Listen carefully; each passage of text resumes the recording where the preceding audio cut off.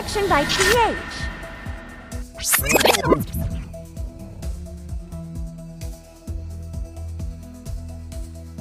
Ayan po, magandang araw po sa inyong lahat. Ayan, Luzon, Visayas, Mindanao. Ako po si Reaction by PH. Ayan, meron po tayong mga bagong tatalakay na naman o panonoorin. Ito ay tungkol sa Senado na nangyayari, no? So, tingnan po natin ng mga opinion o mga binitawang mga salita ng ating mga senador na kagaya ni Senator APZ Alan Peter Cayetano at Senator Rodante Marcoreta. So kung bago lang po kayo sa ating channel, huwag niyo pong kalimutan naman na mag-subscribe. Ayun. At sana po sabay-sabay po nating panoorin ang mga kaganapan dito sa Senado tungkol sa nangyayari para sa impeachment ni Inday Sara na ang sabi ng Supreme Court ito ay unconstitutional, no? So ayan po. Ito na po, no? Sabay-sabay natin panoorin si APZ, Senator APZ alias APZ Alan Peter Cayetano. Ayan. Sabi po ng preamble ng Philippine Constitution, "We, the sovereign Filipino people, imploring the aid of Almighty God in order to build a just and humane society and establish a government that shall embody our ideals and aspirations, promote the common good, conserve and develop our patrimony, and secure to ourselves and our posterity the blessing of independence and democracy under the rule of law, a regime of truth, justice, freedom, love, equality, peace, do ordain and promulgate this Constitution." Nanumpa po tayo na susundin natin tong konstitusyon na to. Madali pong sumumpa, mahirap to pa rin.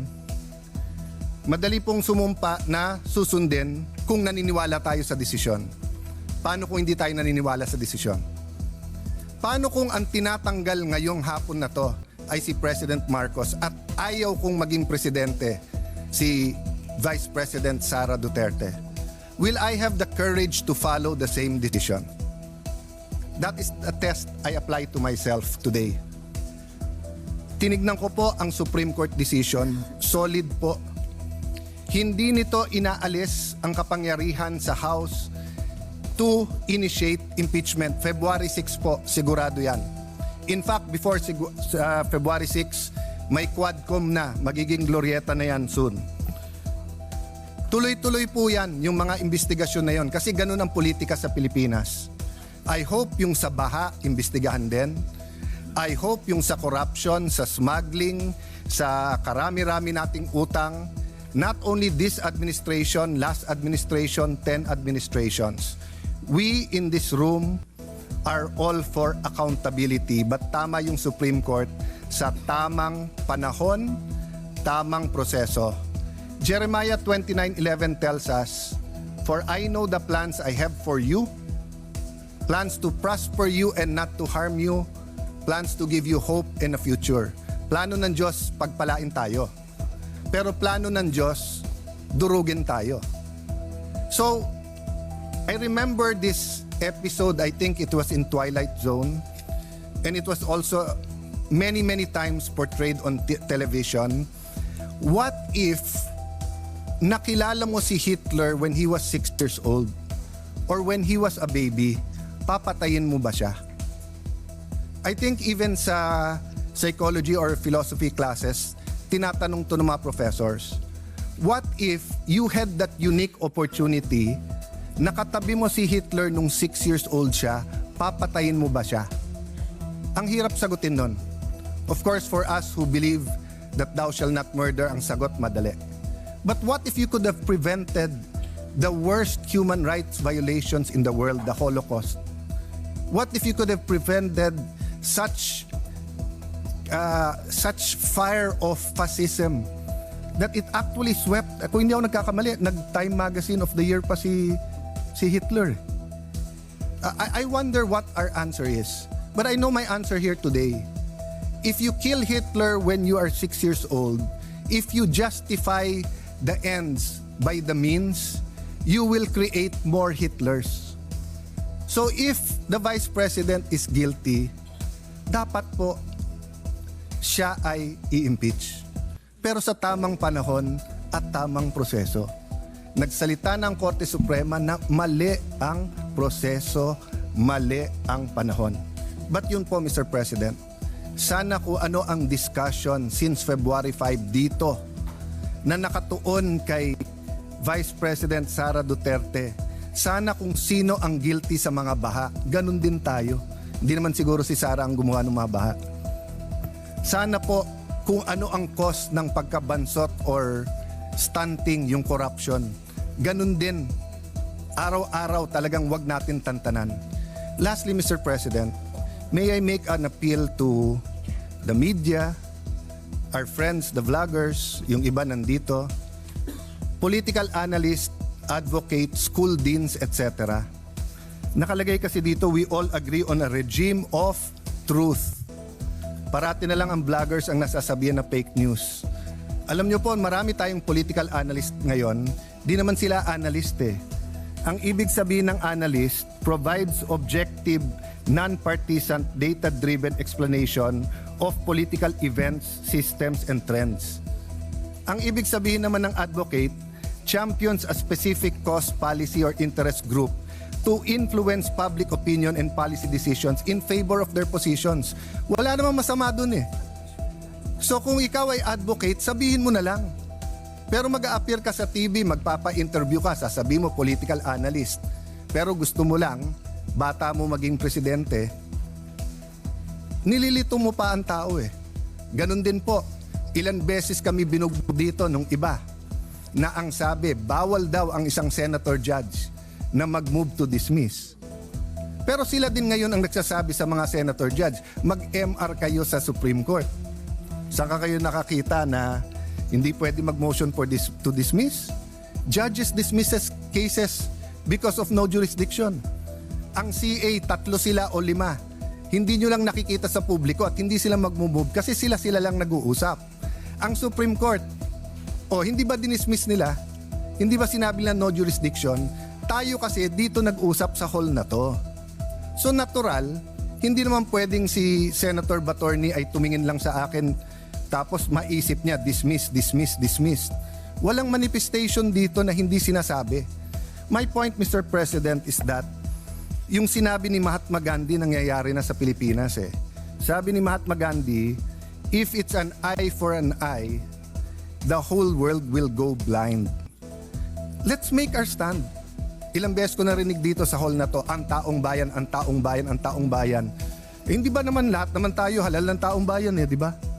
Hindi ba pwedeng sabihin ko na lang ang opinion ni Alan Cayetano? Isa lang naman ako eh. Ang opinion ni Joel Villanueva. Ang opinion ni Mocha Uson. Isa lang naman siya. Pero yung sabihin ko sa inyo, guys, ang opinion ng civil society, ang opinion ng masa, ang opinion ng taong bayan, dapat makonvict.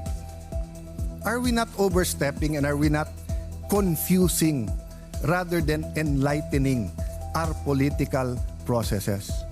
Yes, you might think this is a different Alan Cayetano from the impeachment of President Estrada, impeachment of President Arroyo, impeachment of yung hindi natuloy na impeachment kay CJ Davide, sa impeachment ni CJ Corona. But aren't we supposed to be wiser? At hindi ba tama naman yung sinabi ng Supreme Court? Dapat may impeachment pero hindi dapat gamitin ito ng magkalaban lang sa politika. Ayaw natin maging presidente si Vice President Sara, talunin nyo na lang sa 2028. Ngayon, kung talagang may ginawa siyang masama, edi impeach pero sa tamang paraan. I apologize if I'm emotional on this issue, but hindi tayo makawala eh. Ang daming mas importanteng issue pero nakapako tayo sa issue na to.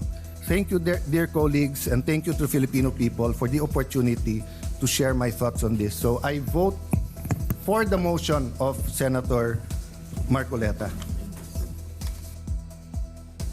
So, ayan po, no? Napanood po natin kung paano ang sinabi ni Senator APC na talunin na lang natin, no? Si Vice President Sara kung humabol man siya ng sa presidente sa halalan na 2028. Yun na lang. Kung talunin na lang para wala nang problema ang Pilipinas. Ayan. So, isunod po natin ang kay Senador Rodante Marcoleta. Ay, ito na po.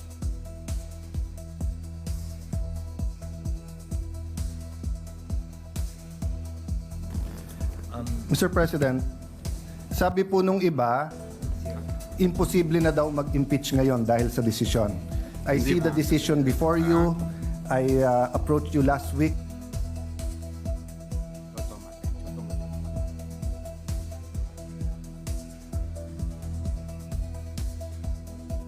Sabi po,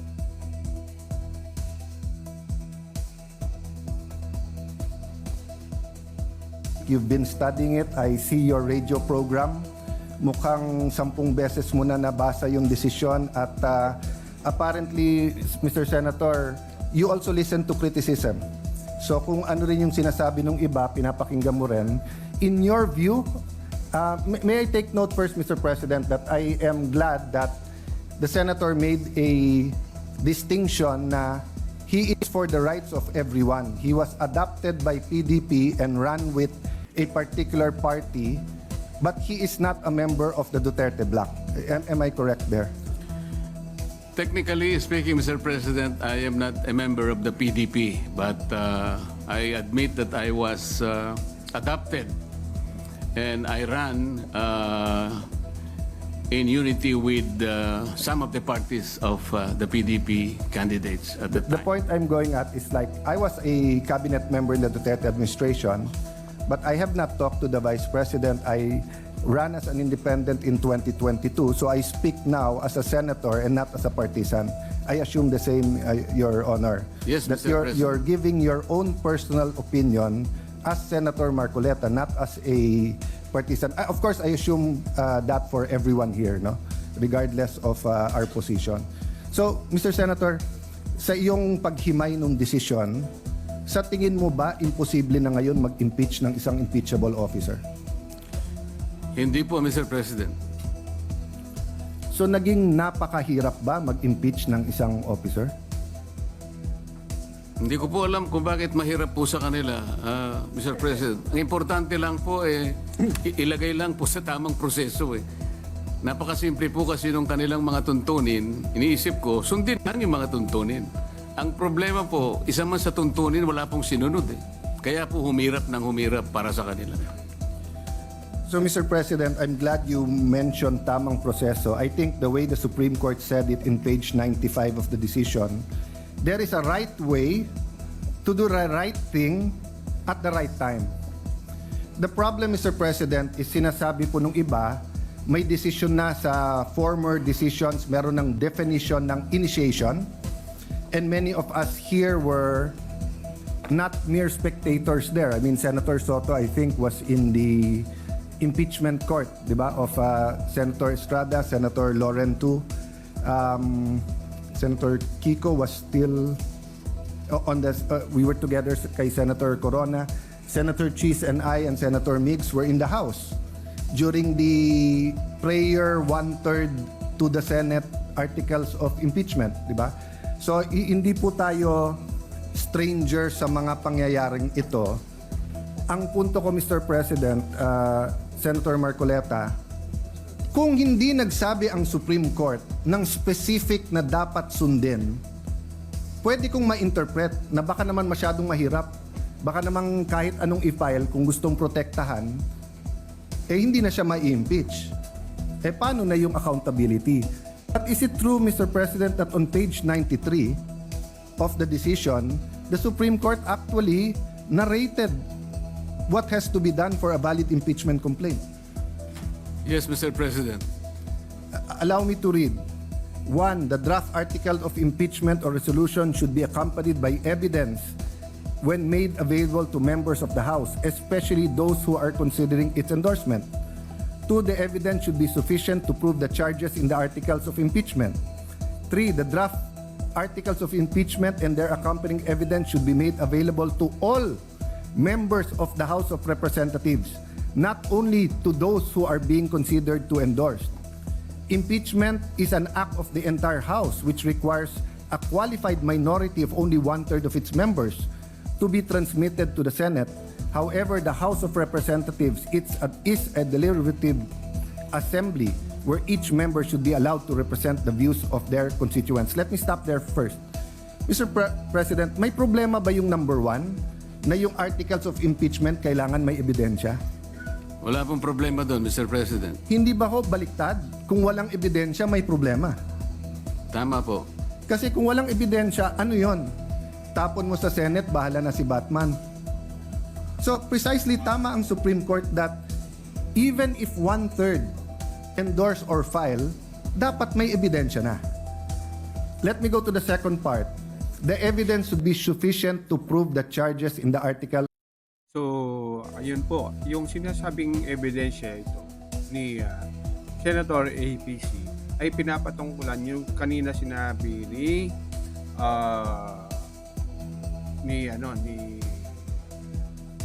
Ontiveros, no?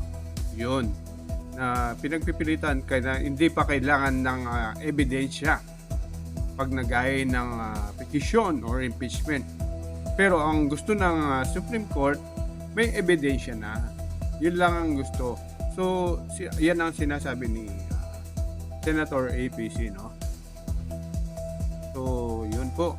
So, ang dalawang magkatandem ngayon, si Senator RM Rodante Marcoleta, ay sangayon po sa sinasabi ni Senator APC, no? Of impeachment. Mr. President, tama po ba na iba po yung sufficiency at iba din po yung quality or yung burden of proof, di ba? Opo. So halimbawa po sa piskalya, hindi po kailangan sa piskalya beyond reasonable doubt. Probable.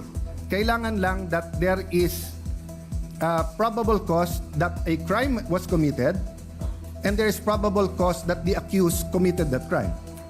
Yes, Mr. President. So in the same manner, hindi sinasabi dito sa 2 na kailangan mo ipresenta sa mga congressman lahat ng testimony, lahat ng ebidensya. Ang kailangan lang, if you assume the evidence to be true, it will be enough to convict. Tama po. Because if not, then sayang lang ang oras natin sa Senate. Kung may articles of impeachment ka, walang ebidensya or may ebidensya pero yung ebidensya is not sufficient to prove the charges, either the Senate will be a kangaroo court and convict without evidence or we will be wasting our time. So wala rin problema sa number 2, Mr. President. Wala po, Mr. President. Number 3, ang sinasabi lang ng number 3, kahit na pumirma yung 1/3, kailangan ipakita pa rin sa lahat ng Kongreso. Isa po sa hinanakit po yun nung bata ako dahil ako po'y payat nun at hindi katangkaran. Parati akong saling pusa sa basketball, baseball, volleyball dahil hindi po ako ganong kagaling sa sports. Sa Congress ba, hindi ba tamang rule to? Na kahit wala ka sa majority, kahit wala ka sa qualified minority, kapag ka may impeachment, merely being elected as a representative of the district or of the party list, dapat ipakita man lang sa iyo yung articles of impeachment at saka yung ebidensya. Tama po kayo. Wala man lang po akong nakita sapagat ako po hindi isinali sa pakakitaan ng... So naiintindihan niyo po kung paano maging saling Hindi ko nga pusa. po alam na meron na po pala. Hindi man lang kami binigyan eh. Kaya nung tinanong ko po yung aking mga kasama, kayo pala bigyan nyo nga ako ng kopya para mabasa ko. Wala rin kami. Paano nyo pinirmahan? O hindi naman namin binasa nung pinirmahan na. Basta meron lang binigay ng mga signature pages. Doon lang kami pumirma. So Well- hindi nyo nabasa. Hindi. God and the world has a way of correcting itself because now I have the privilege of serving the people here, not as a saling-pusa. And definitely, Your Honor, as chairman of the Senate Blue Ribbon Committee, is not a saling-pusa here in the Senate. In fact, you are an esteemed neophyte with a very powerful committee. So, again, number 3 is just a simple walang saling-pusa rule, which is very good. So, ayun po, no? Na narinig po natin at napanood ang kaganapan sa Senado na ang patungkol naman dito ni Senador Rodante Marcoleta na hindi mo pala nabigyan ng kopya sa mga dokumento na sa impeachment nung nag-high ng impeachment ang Congress. So yun po ang mga nabigyan ng ibig sabihin para yung mga nakakaalam na ng code pero yung mga pirma basta pumirma lang daw sila. So ganun lang po kasimple yung impeachment na ginawa nila.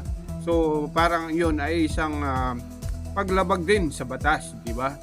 Parang ganun kasi ba't ka pipirma kung hindi pa binasa yung mga dokumento, di ba? Lalo na ikaw ay nahalal bilang namumuno sa mamayang Pilipino, bansang Pilipinas, no? So, yun po. So, yun kaya po siguro naging unconstitutional ang impeachment laban kay Vice President Inday Sara, no? Yun. So, dyan po nagtatapos ang ating video. At sana huwag niyo pong kalimutang mag-subscribe, no? Subscribe and like at mag-share po. So, ayun po. God bless. Shukran.